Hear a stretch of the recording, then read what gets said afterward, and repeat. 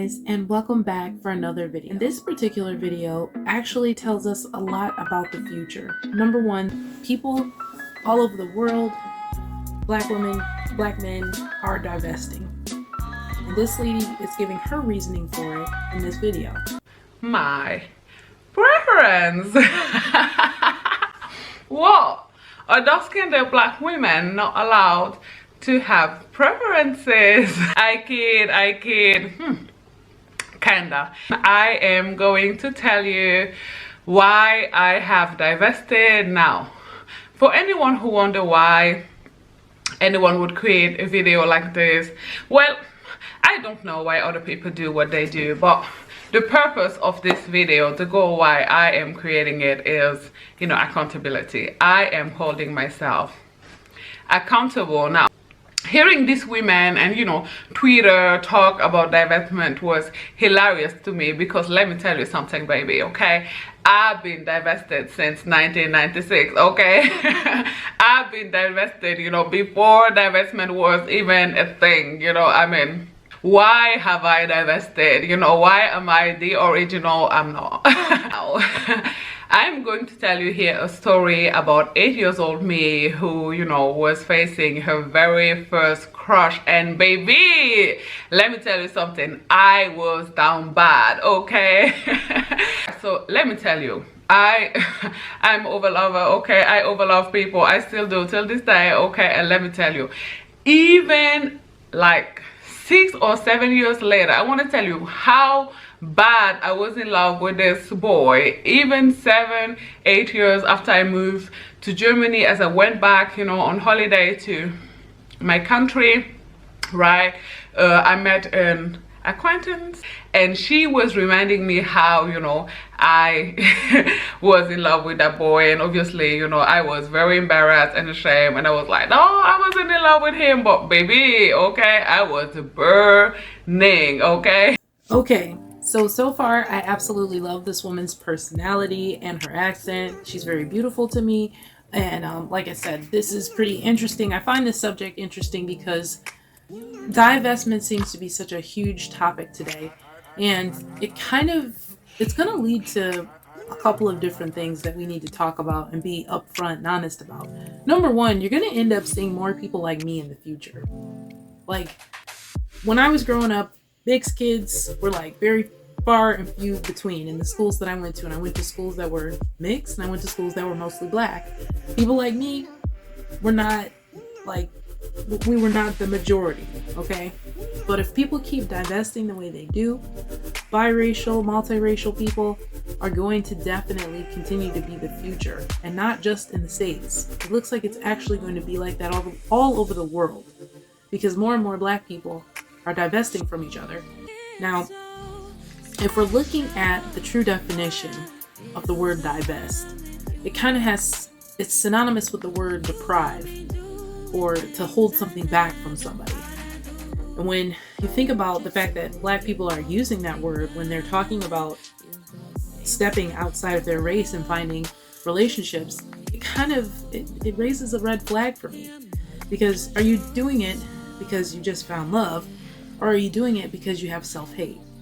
And I think that is a question that we need to really ask ourselves. Like, why are so many people divesting? Is it because you don't want to have beautiful women like her in the future? You don't want your beautiful daughters to have that dark chocolate skin color and the features that come along with it? What is the real reason? Why are we divesting so much? Well, we've watched a couple of videos on this subject, and this one is just another person, like I said, from overseas, who's giving her reasoning behind it. And I just find it all very interesting. Obviously, it was unrequited love. He didn't feel about me the way that I felt about him, sadly, right? And it was excruciating. Every school day was excruciating. I remember a friend of mine at the time trying to help me, giving me tips and pointers about things I could do in order for him to feel about me the way rather I felt about him. Something about doing my hair differently, which my mom wouldn't allow.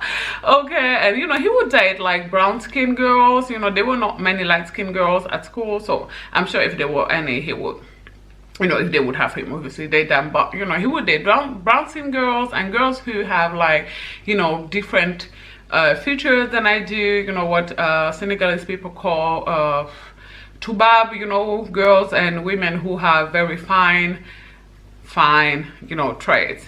Now I want to say that Senegalese is a very colorist society. Okay, Senegalese society, you will find very light-skinned women on TV, in series. Okay, they are, you know, wealthy men are also looking to marry women who are very light-skinned. So I think 70 or 80% of, you know, Senegalese women do bleach their skin, and you know, I don't blame them. I used to judge women who bleach very harshly, but I since have divested okay from that, because at the end of the day, you know, women who bleach are just trying to find a way to deal, you know, with the colorist society or world even, you know. Wow, the facts that she just went over, I don't know if they're 100% true, but judging from the fact that she actually lives in Senegal, just probably based on her everyday experience, if she's knowing 70 to 80% of black women who bleach their skin, my gosh, that is not good. I mean, how harsh is it over there for them to where it's like they feel the need to do that? That can't be good, honestly, for the light-skinned women over there either, because some of them are going to end up probably with a really big head. Let's just call it what it is. Or some of them are going to be picked on and mistreated because people might be jealous of them. So it's like, ugh, I would not want to be over there. That sounds like a bad society. Like, I will say, for the most part, here in America, although we have colorist situations, I'm pretty sure dark-skinned women are still allowed to embrace their beautiful dark skin. It's not a situation where a lot of dark-skinned women, to my knowledge, are running around getting their skin bleached. Like, that's crazy, 70 to 80%. Wow. In the best way they know how, and you know, who am I to judge them? At the end of the day, you know, I have had enough job in order to deal with a futurist society in the best way I know how. So, you know, self-awareness, manada, okay? And bring this video back to me. I'm sorry, you guys, I'm a rambler and an overthinker, okay? I have never, you know, went to him and told him how I felt about him. Now, you know, as a child, I would try to see it, you know, as close as possible from him. I even think I would share, like, you know, how I would get a lunchbox, like, oh my god, I have secondhand embarrassment for my 8-year-old self, okay? 8-year-old me was a pick-me, you guys, okay? I would give him my lunch, you know, for free, and just embarrassing, you guys, okay? Anyways, you know, at some point I just understood that, you know, he would never love me back, and I just gave up, you know, on the whole thing. I was like, you know, oh well, you know, moving on. But what I haven't realized until, you know, later, you know, maybe until I turned like 26, 27, you know, that is that I had internalized that rejection, you guys. Like, I had promised myself subconsciously, obviously this is never a conversation that I had with myself consciously, that I would never ever let anyone hurt me in that way again. I hate to interrupt her again so soon, but I do appreciate her transparency there. She just admitted that, yes, I let it basically psychologically affect me to the point where to this day I don't allow black men to talk to me. So something that happened when she was 8 years old, one boy rejecting her, one boy taking her lunch and using her basically, but not ever dating her, literally scarred her for life to the point where she doesn't even want to date black men. Like, how dirty did he do her? Did he date her friend or something? My goodness, he was only 8 years old. Maybe she should have given another black guy a chance over the years, I feel like. But I mean, hey, I don't know what it's like to be over there in Senegal with 70 to 80% of people having to bleach their skin. That's just not cool. Like, no way.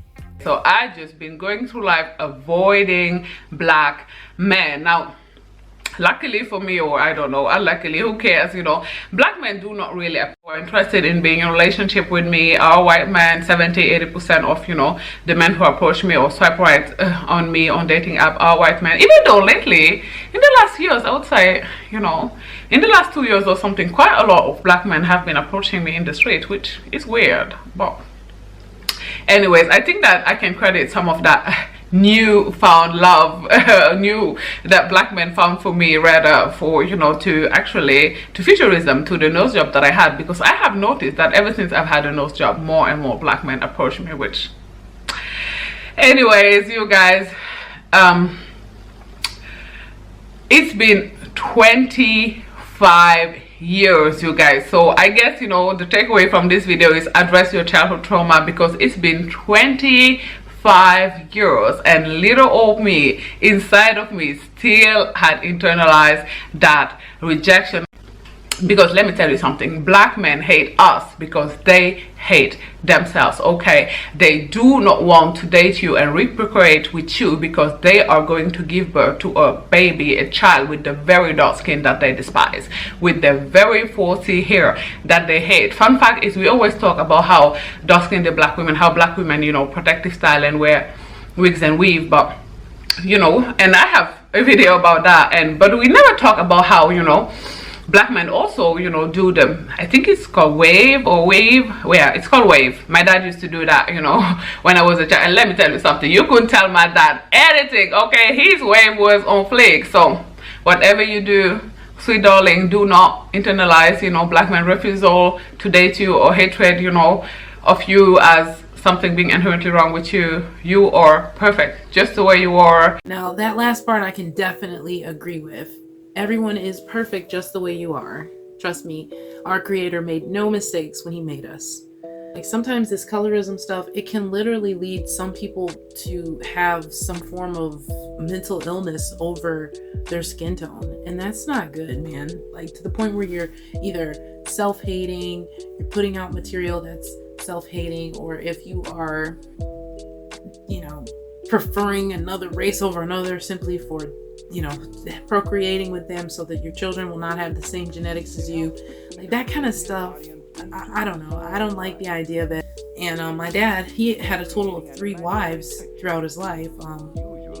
So basically, you know, he only married 1 white woman. So it's not that he was divesting or anything, and it's not that my mom was divesting or anything. I think they just met and fell in love low-key. That was their story. And I hope that's the situation with most people. Like, you should be falling in love with people based on personality traits and like to be able to cohabitate and come together and cooperate. Those are reasons for kind of like being with somebody. I don't know. I guess I can't tell other people what to do with their lives, but at the end of the day, we have to hashtag, and I'm gonna keep saying it, end colorism. Why? Because it's hurting other people who can't change certain things about themselves. And if you're hurting them, I don't think that's cool, and we need to stop, because there are certain things that people bring upon themselves, and being dark skinned is not something that you do bring upon yourself. You know, there are things that people bring upon themselves, like for instance, people who have a gambling problem and they, you know, end up in foreclosure or major debt. That's a decision they made in their life that brought it upon themselves. It's the bad repercussions. But if people are facing rejection and mistreatment or neglect or something like that based on skin tone, that kind of stuff should have ended 100 years ago with all of that other Jim Crow bullcrap, okay? So you guys tell me what you think in the comment section. Why is divestment such a big thing now? It's crazy to me to find out that it's happening in other countries across the world. Definitely tell me, if you are from another country, what is your opinion on this subject? And don't forget to like and subscribe, and I will see you guys next time.